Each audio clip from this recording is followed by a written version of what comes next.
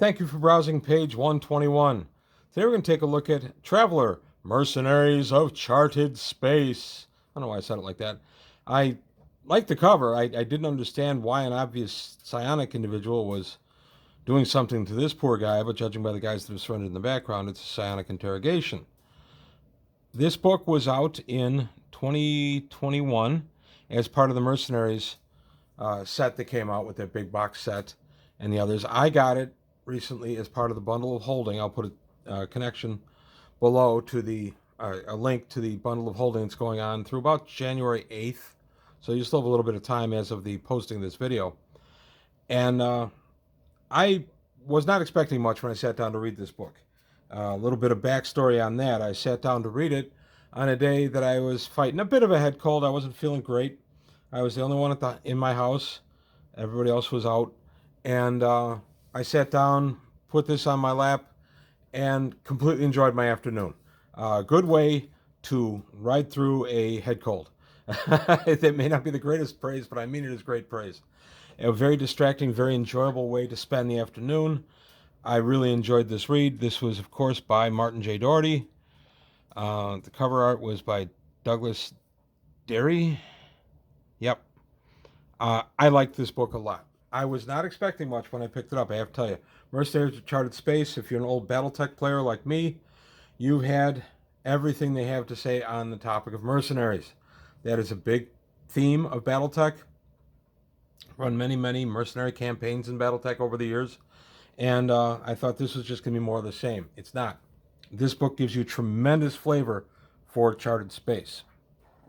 And for me, that's one of the things that keeps me coming back to Traveler, is the universe of Charted Space.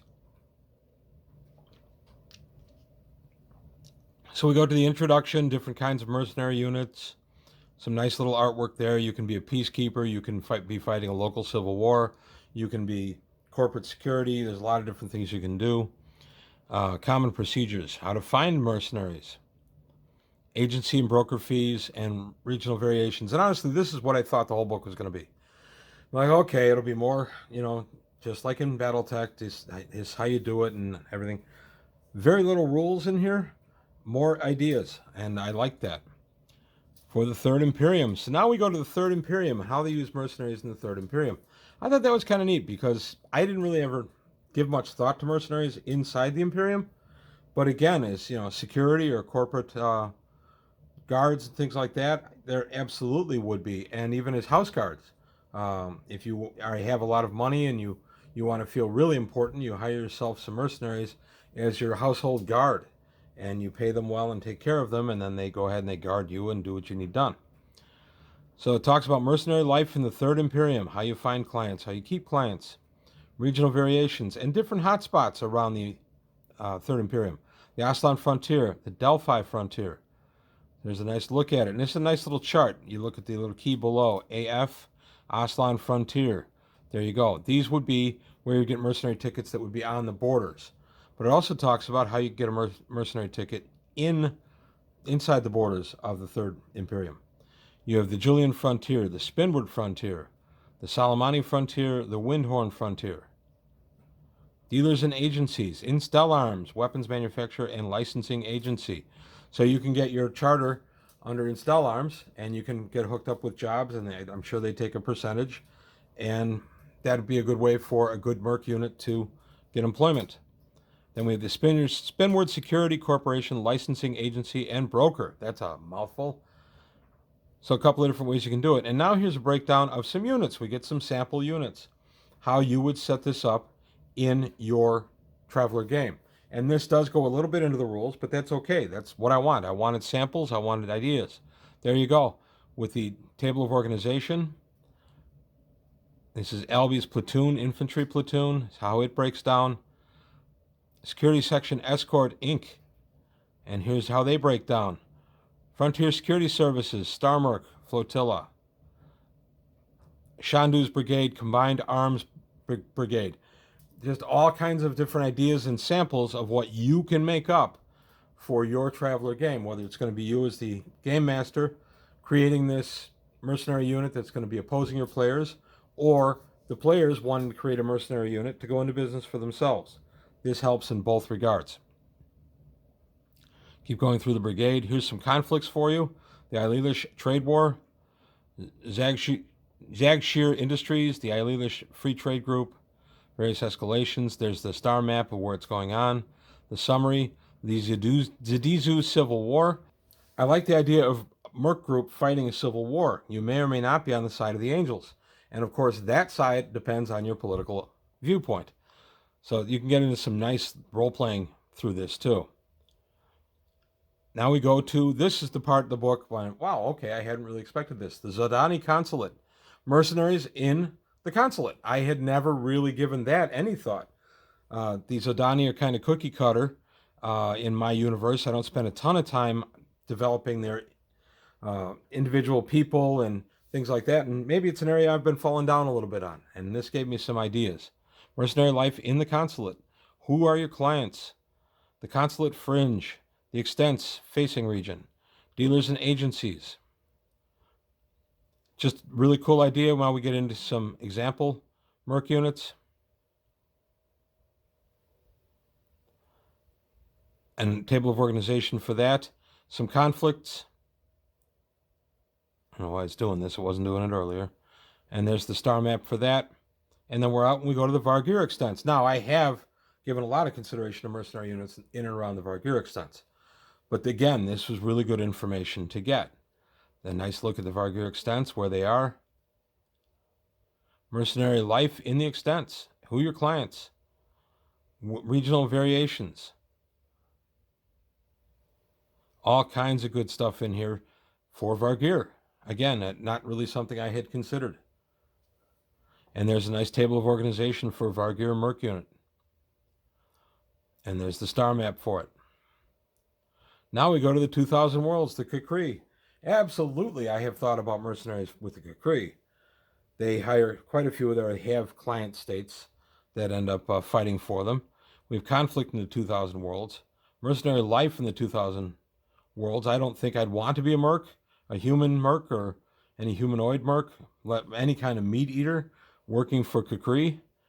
You might find yourself betrayed, but there's a nice table of organization there. We get a little look at the Lords of Thunder, a couple paragraphs on what they're up to as using mercs, and then the star map. Then the Hive Federation. I have thought about mercs in the Hive Federation. The Hive Federation, the Hivers have always reminded me of the Pearson's Puppeteers from Larry Niven's Known Space. They're two-headed little alien beasties who are cowards, don't have emotions as we understand them.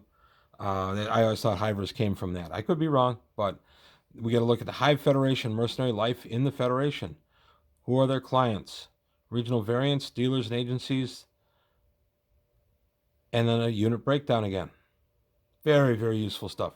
And what this book really did was give you the flavor of the Third Imperium. Or not, I'm sorry, just the Third Imperium, but of charted space. This really is a nice snack pack of stuff for charted space.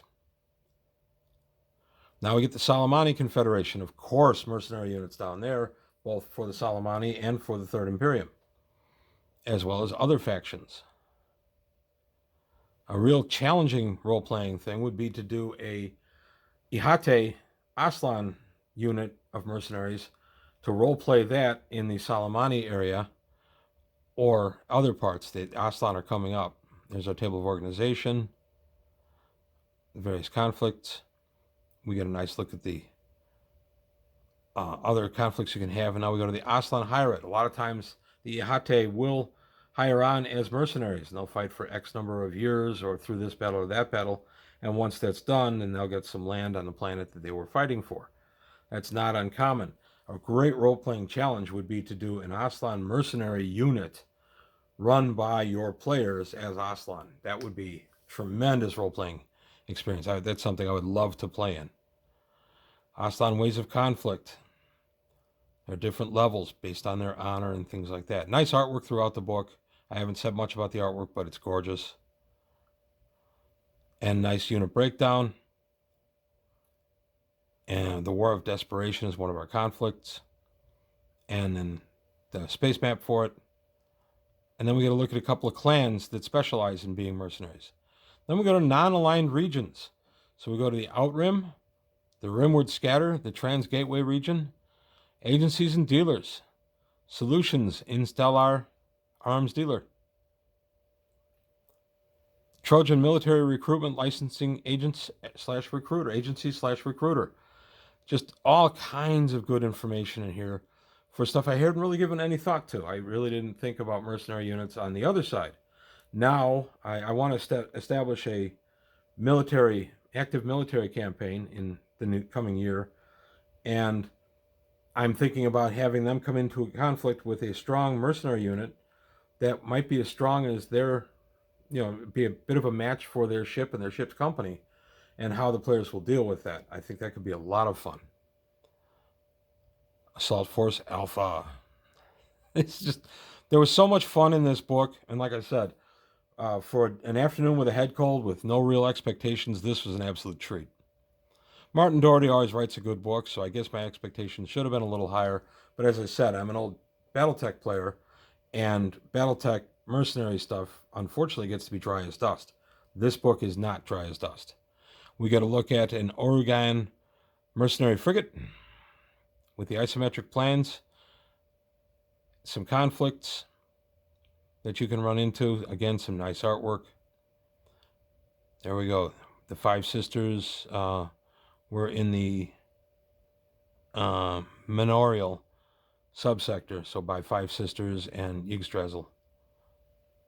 Just really nice, and this would be our back covers. It's 105 pages. It's available on Mongoose's site. It's available on DriveThruRPG, but it's also part of the bundle of holding, and I'll put a link to the bundle of holding because that's where I got it, and I really enjoyed it. If you saw the video on the bundle of holding, I showed everything that's in that bundle. This was worth it just for this alone. This would have cost me what the entire bundle cost me had I just bought it off of DriveThru or off the PDF off of Mongoose. So I recommend this completely. I really enjoyed it. I'm happily surprised. I had not expected to like this book nearly as much as I do, but this is one I'm really happy to have in my collection. But that's all I've got to say today on page 121. I hope you like this look through. Mercenaries of Charted Space by Martin Doherty. I enjoyed reading it. I enjoyed taking a look at it. If you have any questions or comments, please leave them below. Please like and subscribe, and I'll see you next time on page 121.